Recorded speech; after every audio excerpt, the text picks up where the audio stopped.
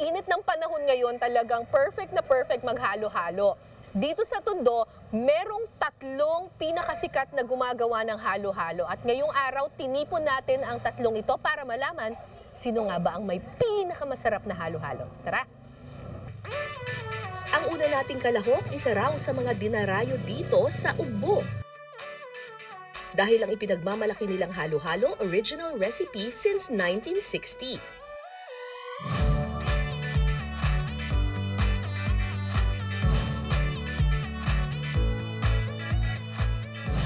Dito sa Ugbo Street sa Tondo, Maynila, may isang halo-halo store na 64 years nang nagpapalamig sa mga tao.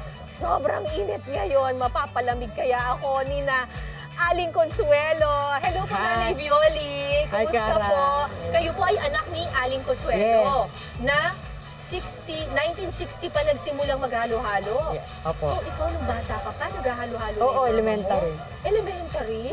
Talaga? Tapos hanggang ngayon? Tinatangkilik pa ng mga namin, customer. At yung Kaya recipe, ganun pa rin ba? Ganun pa rin, hindi nagbabago. Hindi nagbabago. Ang yelo ni Nanay Violi, mano-mano pa rin kinakayod. Ganito pa rin, mano-mano pa rin. Bakit po? Mas gusto kasi ng mamimili ko. Ganito. Iba ba talaga? May nangunguyang ice. Ayaw nila yung masyadong pinong-pino. So kailangan Kailangan mano-mano talaga pa rin. Ganyan. O, tapos ganyan lang. Oo, ako nung maliit kami, ako taga-kayod. Mahirap ba yan? Ako nga, pa-try ako. Ganito lang. Punta mo, hindi maano. Hoy. Ganyan pala, ganyan. Oo. Diyos ko, may nagagawa ba ako?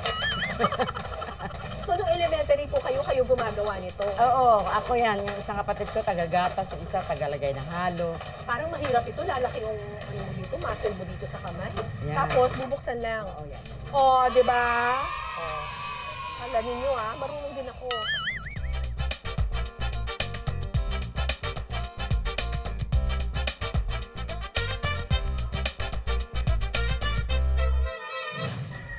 Dito naman sa Kalye Dandan, may baguhang palaban. Dahil ang best-seller nilang overloaded cheesecake halo-halo patok daw sa mga Gen Z.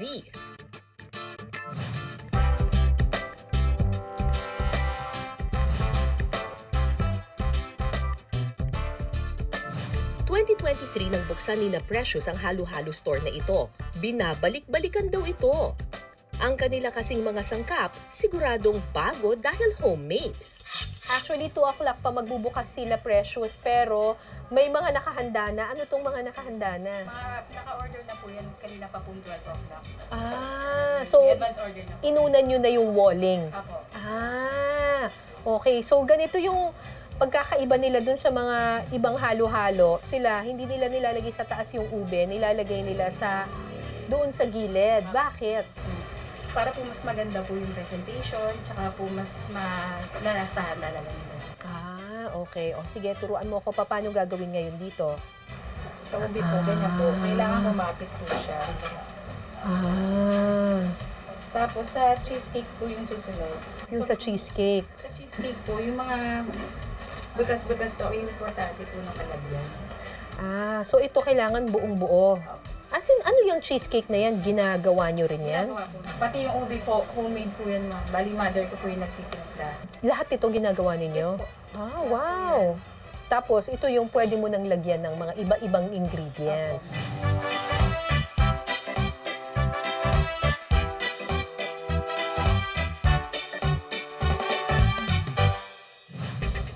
Ang huli nating kalahok sa Halo-Halo Showdown makikita sa Herbosa Street. Ang kanilang halo-halo dekada 70 pa raw nagpapalamig sa mga taga-Tondo.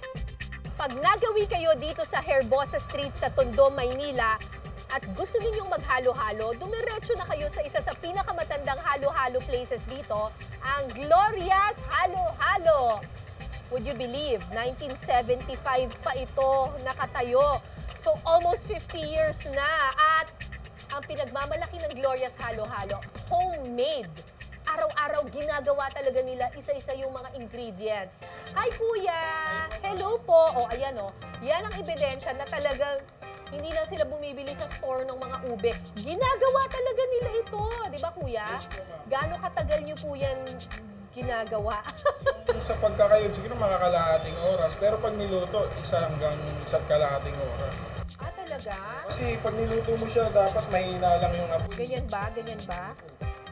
At syempre, siguro nagtataka kayo, sino ba si Gloria ng Gloria's Halo-Halo? Tadaan! Si Tita Gloria. Kumusta po, Tita Gloria? Paano po kayo nagsimula sa paggawa ng halo-halo?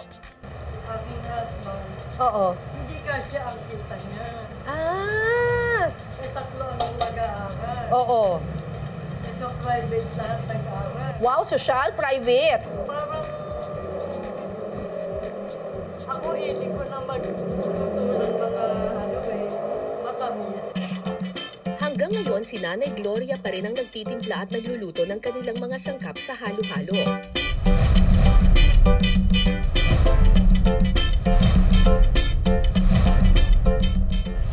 Huwag na nating patagalin pa, tapatan na ng 3 maglalaban. Tinipon namin ang 3 sa pinaka-the best halo-halo sa Tondo, Maynila. At ngayon magkakaalaman na sino nga ba ang may pinakamasarap na halo-halo dito. Bakit kayo ang pinaka-the best? Masasabi kong the best yung halo-halo namin. Kasi since 1975, si nanay pa rin nagluluto hanggang ngayon. Talaga ha? Punta naman tayo ngayon dito.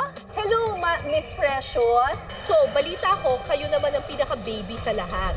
Pero bakit kayo ang pinaka-masarap? Dahil nililuan po namin siya na iba't ibang sangkap. Nilagyan po namin ng twist. Siyempre, pumunta tayo sa pinaka-original halo-halo dito sa Tondo. Hello, Mang Violi. Hi. Bakit kayo po ang the best halo-halo? Kasi nandyan yung pagmamahal.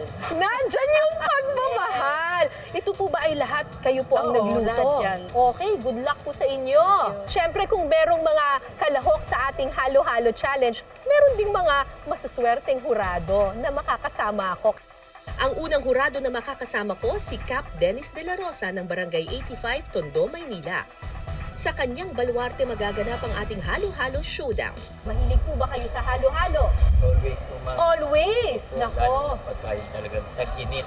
pag tag-init. Nahanap namin yung halo-halo. Ang ikalawang hurado, ang Phil-Am Beauty Queen mula Hawaii na si Raquel. At kasama naman natin ngayon, we are privileged to have with us 2019 Miss International Oceania. Hi, Raquel! Hi, hello everyone. Mahilig ka ba sa halo-halo? Of course naman. Talaga? Yeah, mas masarap dito sa Pilipinas. Sa Amerika may halo-halo rin? Pero it's different kasi they don't always have leche flan or ube sa halo-halo nila. So kahit na nasa Amerika ka, hinahanap-hanap mo pa rin yung Pinoy flavors? Yes, of course, always. Kasama sina Cap Dennis at Raquel, titikman at huhusgahan namin ang mga halo-halo base sa mga criteria na ito. Presentation, 20%. Ingredients, 20%. Overall taste, 60%. Ano pang hinihintay nyo? Halo-halo showdown, simulan na!